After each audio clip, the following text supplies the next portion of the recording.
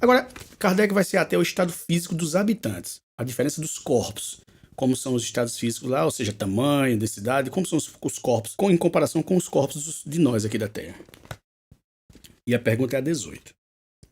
A conformação do corpo dos seus habitantes tem relação com a nossa? Sim, ela é a mesma. Olha, a conformação é a mesma. Podes dar-nos uma ideia de sua estatura comparada com a dos habitantes da Terra? Grandes e bem proporcionados, maiores que os vossos maiores homens. O corpo do homem é como a impressão de seu espírito, belo onde ele é bom.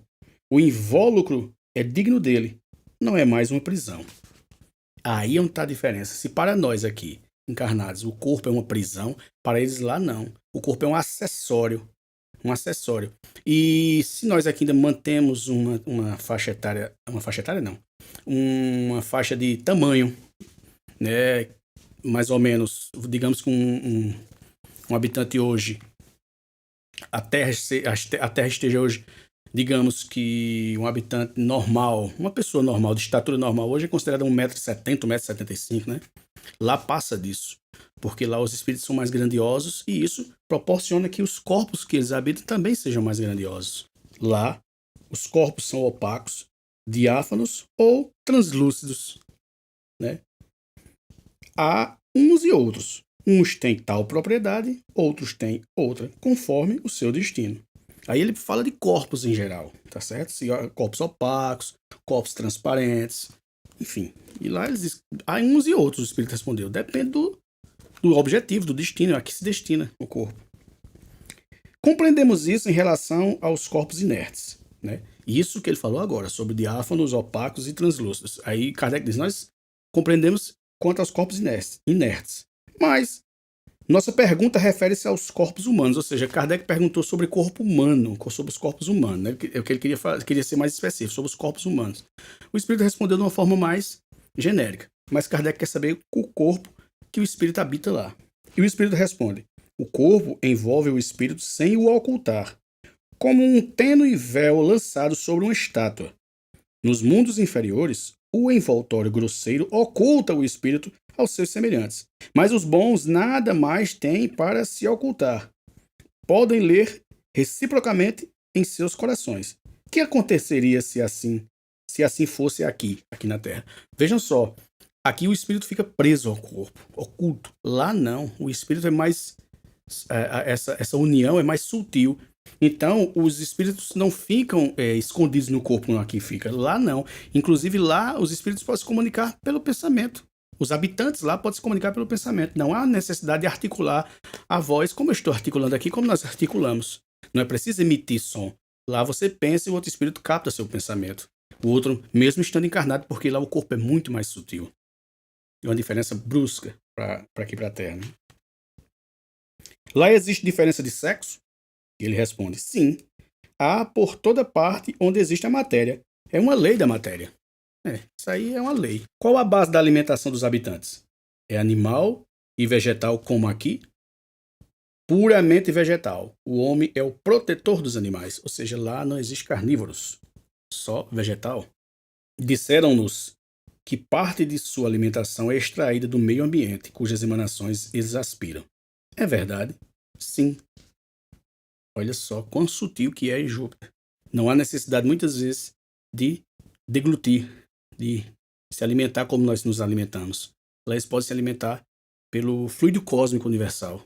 Uma vez que lá a psicosfera do planeta favorece para isso. Comparada com a nossa, a duração da vida é mais longa ou mais curta? Mais longa, respondeu o espírito. Qual é a duração média da vida? Como medir o tempo? Aí o espírito respondeu essa pergunta com outra pergunta, por quê? Porque o tempo é relativo, como ele vai medir o tempo? Aqui o tempo é de uma forma, lá o tempo é de outra. Ou seja, aqui nós medimos um minuto por 60 segundos, uma hora por 60 minutos, um dia por 24 horas. Lá os tempos são outros, né? Até porque nós temos o Sol como base de tempo. Lá, enfim, é outra coisa. Não podes tomar um de nossos séculos como termo de comparação. Kardec pediu para que o espírito pegasse aqui o nosso tempo e comparasse com o dele lá para a gente ter uma ideia. Creio que mais ou menos 5 séculos. O desenvolvimento da infância é proporcionalmente mais rápido que o nosso.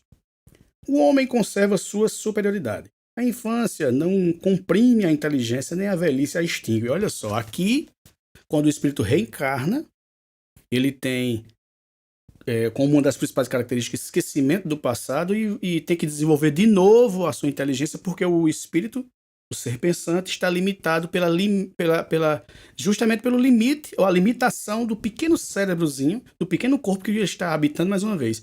Então ele vai ter que aprender a andar, a falar, tudo isso. Lá em Júpiter isso não existe. E aqui também, na velhice, quando nós chegamos à velhice, começa aquelas coisas de esquecimento, a inteligência já não é tão rápida, porque o corpo não mais suporta a velocidade de raciocínio do espírito. Lá em Júpiter, não. Isso não existe. Não tem essas limitações, nem quando é novo, nem quando é velho. Interessante isso. Os homens são sujeitos a doenças. Não estão sujeitos aos vossos males. Ou seja, essas doenças que nós temos aqui, lá não tem. Não há essas doenças. A vida está dividida entre o sono e a vigília, entre a ação e o repouso. É diferente. Lá o espírito repousa e volta, depois do repouso, volta a agir. Poderias dar-nos uma ideia das várias ocupações dos homens? Teria que falar muito. As suas principais ocupações são o encorajamento dos espíritos que habitam os mundos inferiores, a fim de que perseverem no bom caminho.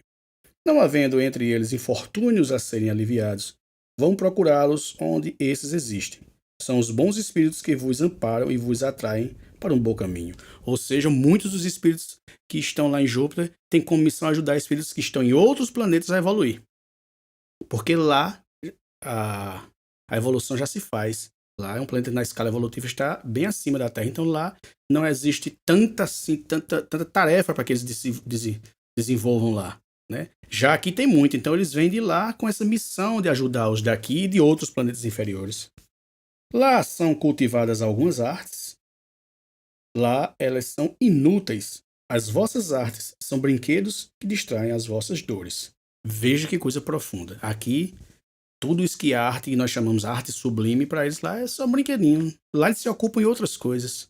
Em ajudar, em amar, em tentar fazer com que o irmão evolua, o irmão menos evoluído de outros planetas. Eles se ocupam, a visão deles é mais ampla. Por isso que muitos artistas são meio frustrados, meio problemáticos, porque nas suas frustrações eles procuram o que o espírito chama aqui de brinquedo, ou seja, de fuga daquela sua melancolia, das suas tristezas, da sua falha, né?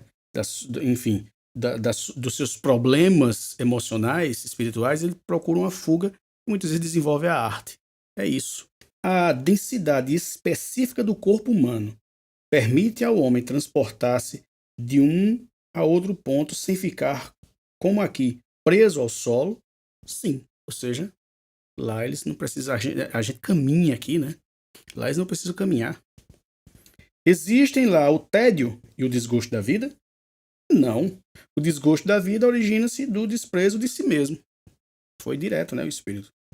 Sendo os corpos dos habitantes de Júpiter menos densos que os nossos, são formados de matéria compacta e condensada ou vaporosa?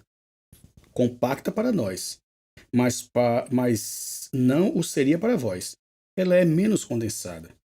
Cada planeta com a sua matéria. Para eles ela é compacta, mas para nós, se nós pudéssemos chegar a Júpiter através de um desdobramento, ou seja, do que for, a gente ia ver que a matéria lá é menos compacta, menos densa, né?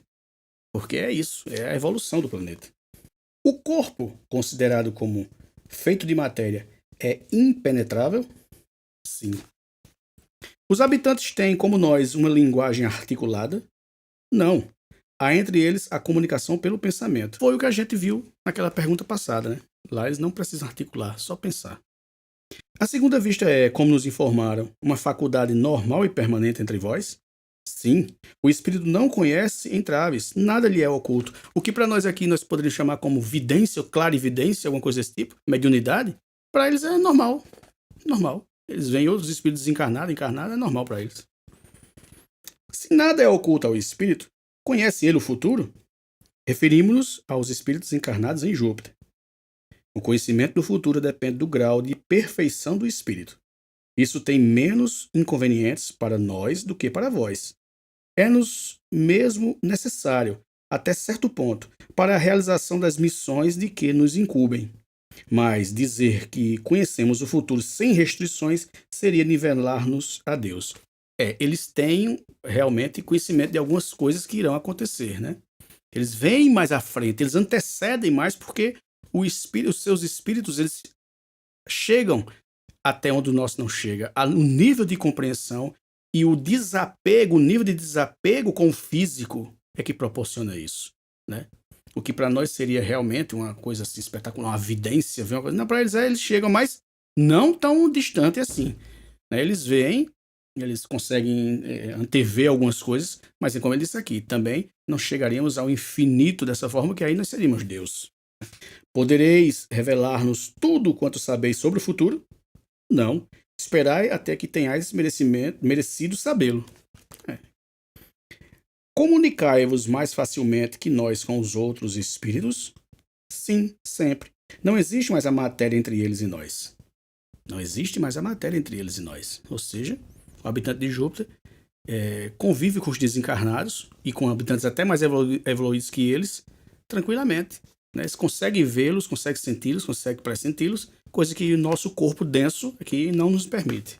A morte inspira o mesmo horror e pavor que entre nós?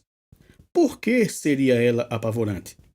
Entre nós já não existe o mal, só o mal se apavora ante o seu último instante. Teme o seu juiz. Simples. Em que se transformam os habitantes de Júpiter depois da morte? Crescem sempre em perfeição, sem passar por mais provas. Ou seja, após seu estágio em Júpiter, o espírito segue o seu caminho evolutivo. Lá ele não estaciona como aqui, porque lá o mal já não existe. Né? Já não existe, é um planeta já feliz, então o mal não existe. Então, passou por Júpiter, você já evoluiu um pouco mais, e assim vai. Aqui é que nós estagiamos, é que nós estacionamos, porque ainda o mal prevalece, nós às vezes damos mais, muitas vezes, ou a maioria das vezes damos mais ouvidos ao mal do que ao bem. Lá isso não acontece. Não haverá em Júpiter espíritos que se submetam a provas a fim de cumprir sua missão? Sim, mas não é uma prova. Só o amor do bem os leva ao sofrimento. Ou seja, não é uma prova para eles.